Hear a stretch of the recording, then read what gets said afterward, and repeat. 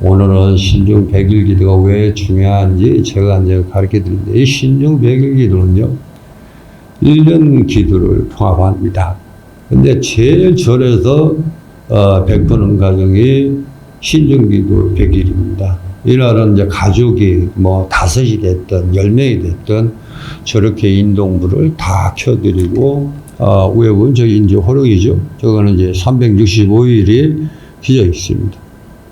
그 인등, 호령을, 연등 항상 어둠을 밝혀주시고 하는데, 또 이분들이 제일 또 영검합니다. 내가 부처님 이렇게 뒤에 계시는데 이런 얘기하면 혼날 일이지만은 진짜 참 영검하신 게, 이분들은 삼재반랑, 구설, 관제, 사업, 뭐 시비서, 연쟁, 이분들이 거의 지간하고 있어요. 그래서 각각 보면은 신중 그 얘기를 하는데, 내가 여기서 뭐 하도 많으니까 누가부터 뭔지 하는지 모르지만, 밖에서부터 난리를 치게 해요. 사람은 양쪽으로 잡고 이제 여기는 안 들어오려고 하는데, 그런데 신기하게도 다른 사람이 못해도 이 신중에 딱 서서 신중경을 한 번만 딱 읽어도 조용해집니다.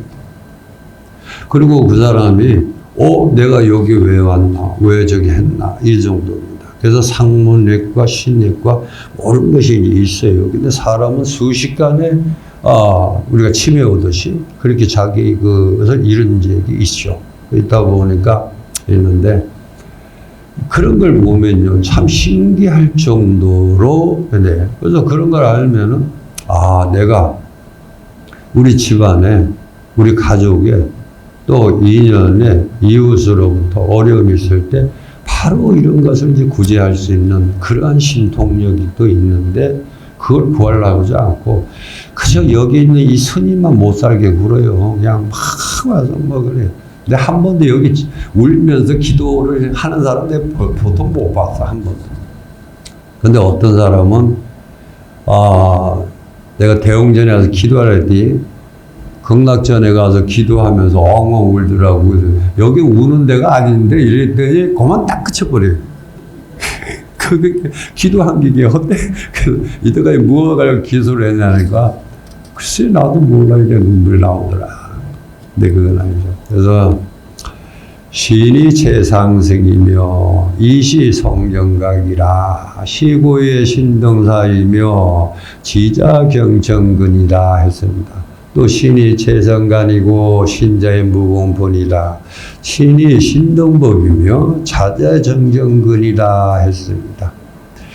뚜렷한 믿음이 가장 으뜸가는 경지에 나타나는 이로서 올바른 깨달음을 이루나니 이러한 깨닫으로 바르게 믿는 이들이 지혜로운 사람이 공경하고 가까이 하는 것이니라. 올바르고 뚜렷한 믿음은 이 세상의 으뜸이고 이러한 믿음이 있는 한 모자랄 것이 없나니 그러면서 믿음의 법에 지혜로운 사람은 정녕 가까이 해야 하는 것이니라 했어요. 그게 불성 대성경에 이게 나와 있습니다. 그래서 우리는 왜 기도를 해야 되고 왜 이렇게 저기를 해야 되는지 이거를 10년 다니고 20년 다닌 사람도 몰라요. 신중기도가 무슨 기도예요? 매번 하면서도 모르고. 그러니까 며칠 전에부터 이 기도가 오는 사람이 멀쩡하게 초하러 모른다는 잘 오다가 신중기도가 무엇이고 또 9월 9일 날 중요한 이런 기도는 잘 몰라. 그게 무슨 기도냐고 물어. 그래서 참 어째 보면은 정말 부처님을 믿으면서 부처님을 모르는 거 아닌가 하는 그런 안타까움이 있더라고요. 그래서 보사님, 제가 몇 번을 거쳐서 법문을 해주고 익혔는데 아직까지도 그 자리에 머물고 있느냐라고 하면은 글쎄요 한다고 했는데 이게 다라. 이게 법이야. 그러면 안 되죠. 그 법은 바람에 하나 존재와 같아. 감각은 있지만은 결국은 형색도 없고 만질 수도 없고 본래 볼 수 없는 그런 존재가 된다면은 확실한 믿음이 서질 않아요. 정말 내가 이걸 믿음으로 해서 이런 성불이 올까 하는데 그러면 내가 아무리 원하고 그 어떤 힘든 일이 있다 해도 그의 대가가 없다면은 과연 되냐.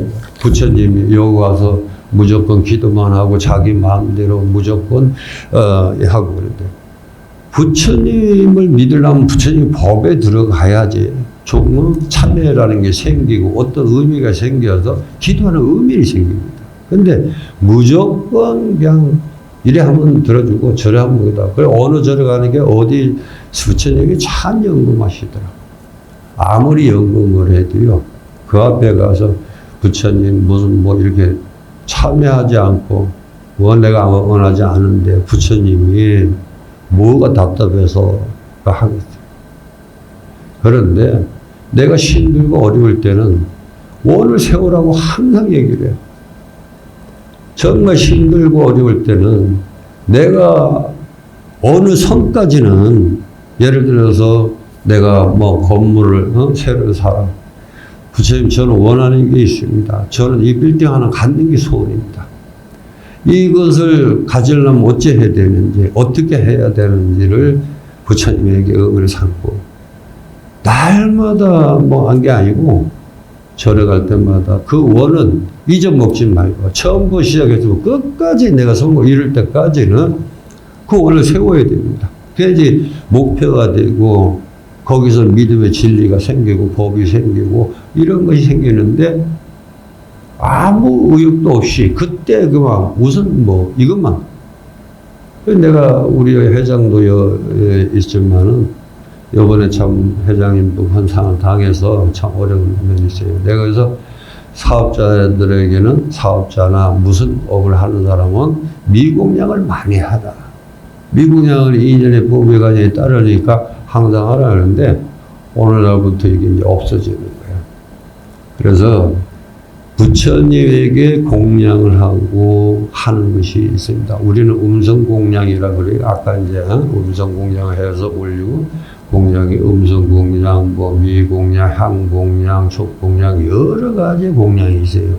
근데 그 중에서 먼저 뭐 요새는 절에 가면은 뭐 향법을 해도 부처님 거 싫은다고 못하는 그런 절도 있다라고 봅니다. 그런데 부처님의 향을 먹고 사셔.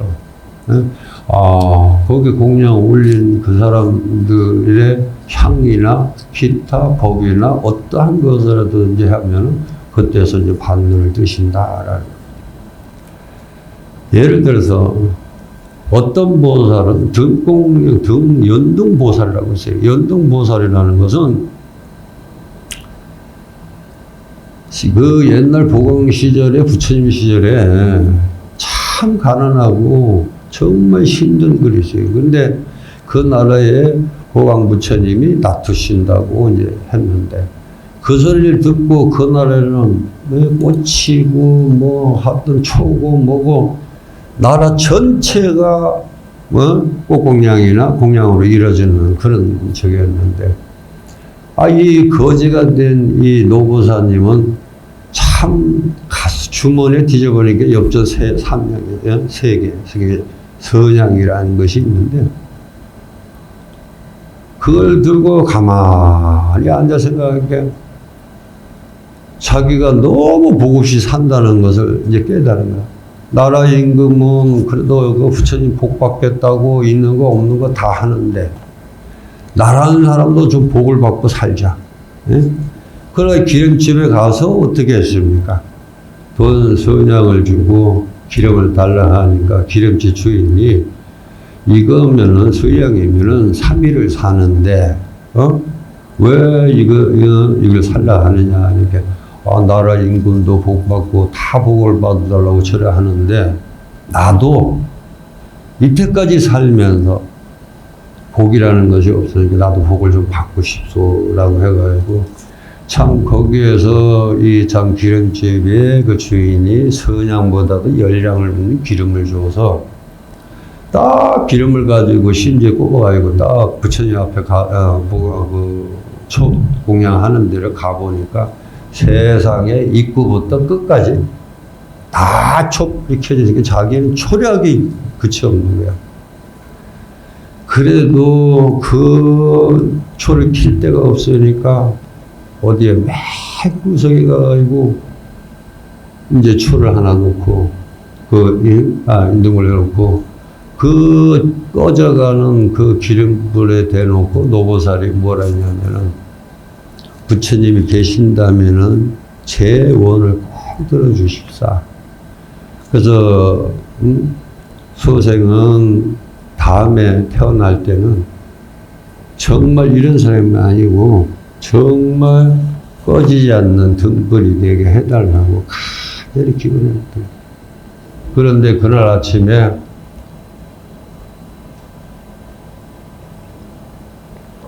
오연보사님이 불을 다 끌라고 막 사방 꺼도 다른 건 다 꺼지는데 노보사님은 안 꺼지는 거예요. 아무리 부채질을 하고 뭐 저기를 하고 이래도 안 꺼지는 거예요. 그게 보광 부처님이 하시는 말이 그 불은 절대 꺼지지 않느니라. 그만큼 그 등불 하나에 그 정성이 얼마나 들어갔으면 바람도 못 끄는 불이라.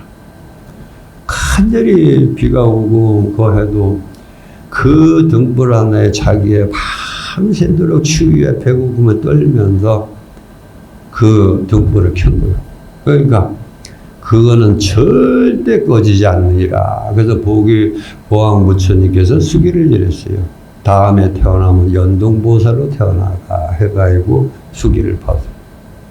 그와 같이 정성이라는 게 꼭 어떤 이 저기가 있는 것이 아니고 하나하나 실천하고 하나하나 배워가며 하나하나 기도를 들어가면서 나에게부터 그 믿음이란 존재가 다 배게 있어야 됩니다. 내가 지금은 여기 와서 기도하는 불자지만 가정에 가면 부모고 어머니고 또 나의 또 저기도 있어요. 나를 보고 스승을 삼고 부처님을 삼고 하는 그들이 있기 때문에 정말 중요한 기도입니다. 그런데 이런 기도를 다 놓쳐버리고 그냥 형식적이야. 나의 물질적으로 이런 식으로 되니까 과연 그 믿음이 그러한 믿음으로 생겨나니까 이 다음에 내가 죽어서도 내가 6가지 기관의 의식을 잃어버리면은 그 길을 찾아주는 사람은 반드시 자손인데 그걸 찾아주지 않고 어디로 가요? 양로원에 쫓아보내고 또 어디로 보내고 요새는 뭐 부모가 귀찮다는 식으로 버리는 게 있어요. 근데 이런 것은 실제적으로 한번 자세히 생각해 봐야 됩니다. 내가 지금 어떤 기도를 하고 있나, 나한테 잘하고 있나, 어떤 것을 보고, 그런 걸 있고, 어떻게든지 법회는 어떠한 일에서든지 참석을 해서, 내가 오늘의 이 업을 내일에 다가오지 않는, 그렇지만, 어차피 뛸 수 없는 것이라면은, 받아들여야지. 내가 아까 우리 보사님도 얘기했지만은, 한 스님이 자기 몸만 사리고 어디 가든지 승복 하나 탁 하면 구겨질까봐 아주 막 차장 막 진짜 되어 있고 여기 같이 다니는 스님도 보면 있잖아요. 그 망사 그 옷이 있잖아요. 그 차에 뒤에 이렇게 지대면 짝보가 나잖아. 이거 구겨질까봐 앞으로 뒤로 제끼지도 않아. 네? 탁. 그렇게 몸을 사리다가 남들은 10년 동안 공부해서 대스승이 되고 선사가 됐는데 이 스님은 맨날 놀고 먹고 자기 몸 다니다가 아무것도 익힌 게 없어. 그러니까 자기가 봐도 너무 한심하잖아. 그래서 제일 큰 스님한테 찾아가서 법을 배워야 되겠다라는 겁니다. 그래서 산을 넘어서 큰 스님한테 가서 법을 배우러 왔습니다. 라고 하니까 큰 스님이 뭐라 그래요? 네가 내 말을 들으면 법을 주겠다. 라고 하니까 다 하겠다. 뭐든지 시킨 대로 하겠냐라고 하니까 어떻게 되겠습니까? 그 스님은 바로 큰 스님이 산으로 들어가서 큰 나무에 한 나무가 있는데 이 나무에 위에 올라갈 수 있느냐라고 해서 그러니까 이 스님은 그 위에 올라가려고 보니까 밑에는 웅덩이고 떨어지면 죽는 곳이라. 그래서 아주 어렵게 힘들게 해서 그 소나무 나무의 꼭대기에 올라갔는데 이제 어떻게 해야 됩니까? 이렇게 큰 스님이 이제부터 내가 시킨 대로 하라 그러니까 예 하는 거죠. 왼발을 띄어라 하니까 한 발을 띄고 한 발밖에 안 남았잖아.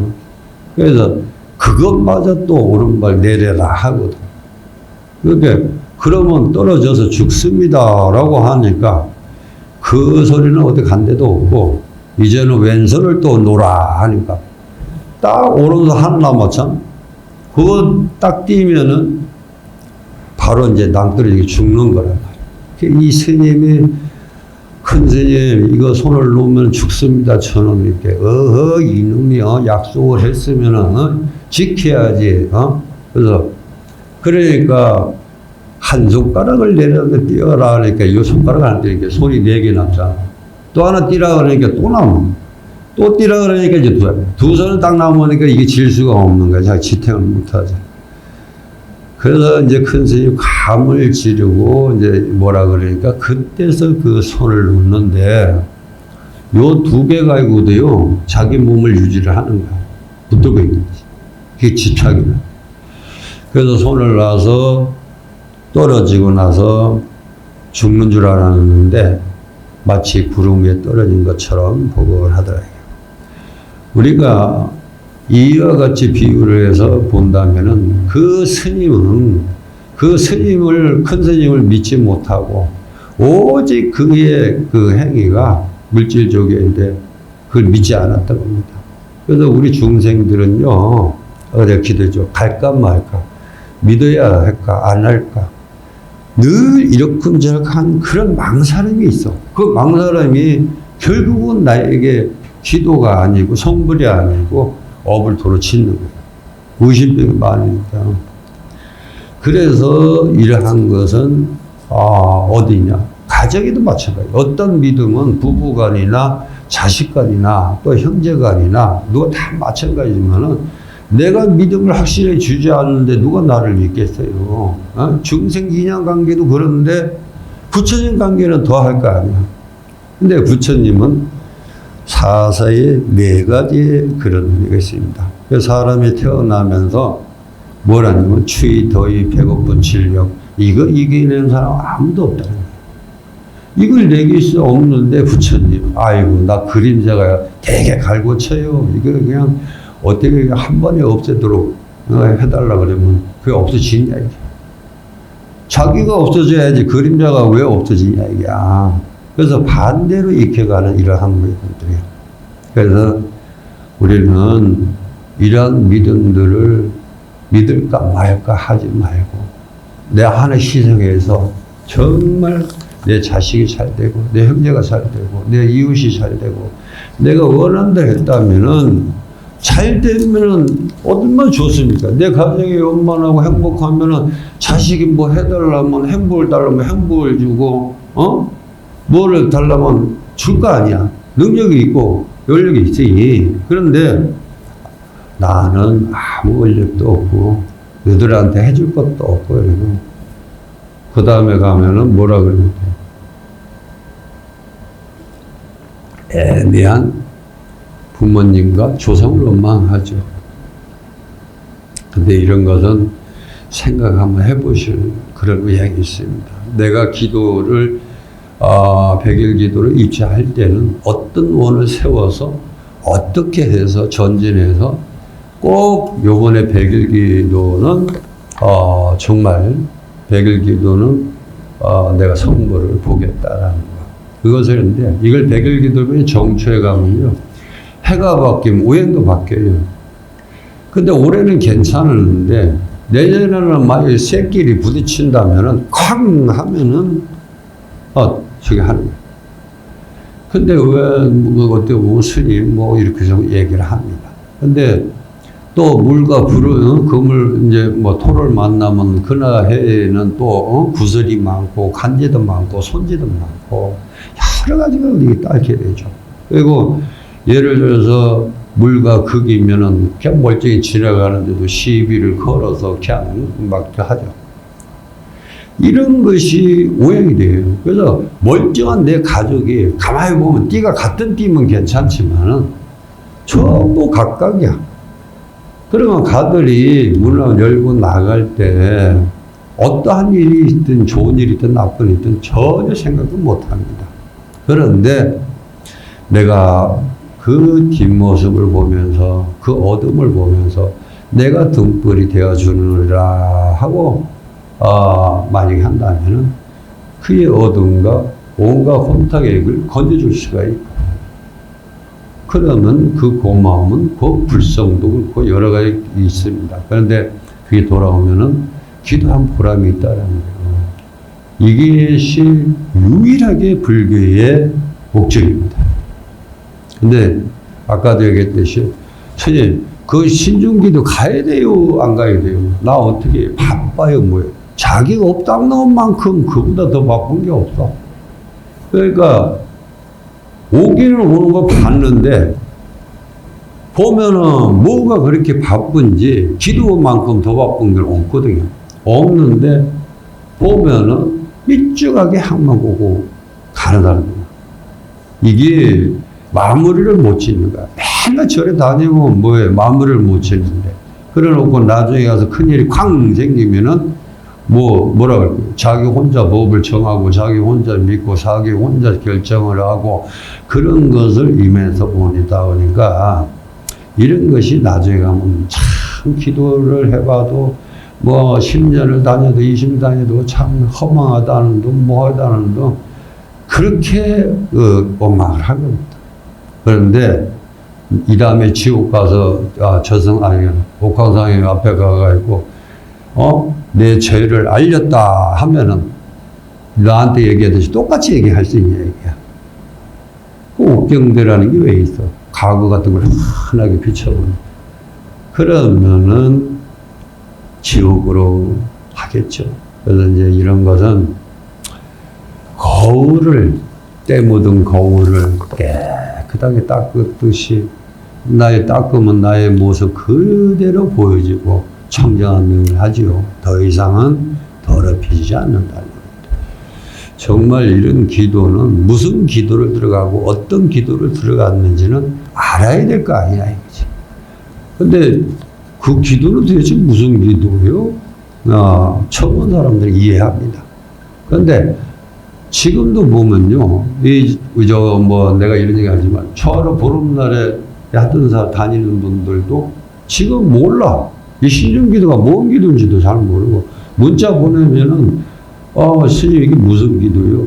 그래 놓고 정초에 삼재 소멸기도 이제 한다 그러면, 그거는 또 기가 막히게 또, 저기를 해. 삼재, 그거는 굉장히 무서워합니다. 삼재라서 뭐. 그리고 그건 하지 말래도 기를 쓰고 하고. 네? 그래서 내가 다른 거 없어요. 우리 보살님들 겁주는 게 딱 한 가지. 올해 보살님 삼재지? 그러니까, 이러거든. 삼재 풀이해야 된다. 이게 이제 참 무서운 거다. 그러니까 이러지 말고, 부처님이 친구가 되고, 도반이 되고, 같은 그릇 된다면은 얼마나 좋겠습니까? 보살님들이 각각 기준에서 나서서 나쁜 일을 다 걷어주고 좋은 일을 주고 이러면 날마다 행복하면은 얼마나 좋겠습니다. 날마다 행복하다는 거는 우리 불교에서 왜 날마다 좋은 날. 이게 참 좋은 거죠. 그런데 그렇게 하지 마시고, 날마다 좋은 날을 이루려면은 아까 했지만 사생제를 버려야 된다. 집착, 탐욕, 음욕, 세욕. 응? 이거를 놓을 수 있는 글자가 돼야 돼요. 이거를 놓고 보면은 다 그래. 자식도 앞만 보고 만약에 흉을 본다면은 그대로 6가지 나타나겠지만 뒷모습 보면은 이렇다 저렇다. 나는 이때까지 앞모습은 뭐 잘생겼니 못생겼니 뒷모습은 잘생겼니 코가 어디 있는지 뭐가 있는지 이때가 얘기하면서 하나는 못 봤어요. 근데 나는 꼭 얘기를 해. 뒤통수가 참 흉기가 많다 거든. 그러면 옛날에 하도 꼴통을 하다 보니까 그렇다 됐다 그러면은 난 뒤에 보면 이렇게 상처가 많아.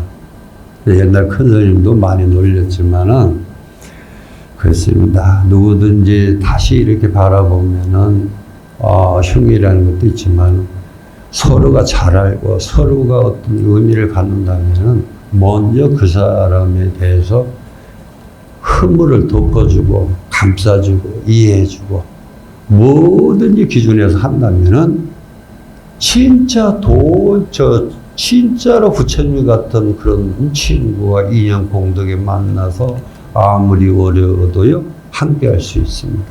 근데 그걸 아니고 나는 나다라고 해가지고 막 한다면은 이거는 있을 수가 없습니다. 부처님이 그런 기도를 말하는 것이 아닌데, 그리고 다시 한번 말씀드리지만은 오늘 이 추위에 참 멀리서 가까이서 이렇게 동참을 하셨는데 늘 이러한 것은 아마 오늘 하움 성중이죠. 이번에 하움 성중이라 그럽니다. 104일인데 이분이 오늘 이제 하움 성중 100일 기도를 붙이면서 과연 나는 오늘 기도를 하면서 어떤 원을 그렸을까? 어떤 원이라 그러면 소원입니다. 계획을 얘기하는 거예요. 앞으로 미래의 계획을. 근데 너무 많은 것을 가지면요, 요구를 하면은 안 들어줘요. 그리고 그릇을 똑바로 들어야지 신주께서 물을 가득 채워주는데 삐딱하게 들고 물 채우기를 바란다면은 되겠냐? 이게 안 되죠. 그래서 항상 그런 청정한 마음을 늘 하고 남들이 다 미움으로서 나를 바라볼 때 나는 정말 부처님같이 자비로운 마음을 나를 주고 깨끗한 마음을 나를 바라보면요. 그 사람은 늘 부처야. 어디 가든지 다 환영이고 그래서 한 마음으로 인해서 모든 것을 이룰 수 있다는 것 오늘 여기서 이렇게 말씀드립니다. 몸이 건강하고 내가 모든 삶에 응만하고 자손들은요 늘 그 변화가 있습니다. 오늘 잘 살다가도 내일이면 죽이니 살리니 싸우니 이건 아니 뭐 아니 하죠. 이걸 또 어떻게 하느냐. 근데 오죽하면은 뭐 칼로 물베기라는 말이 있잖아요. 금방 싸워도 또 금방이다. 그 야들이 어제만 해도 난리지게도요. 또 아무 언제 그랬냐는 식으로 싹 저기 하면은 참 환장할 일입니다. 그러니까 이렇게 이제 물론 제가 하겠지만은 내가 어떻게 하느냐 가장 중심이다라는 것을 꼭 하시고 늘 보살님들이 건강해야 됩니다. 건강하시고 오늘 동참해서 정말 고맙습니다. 늘 건강하시고 성불하세요.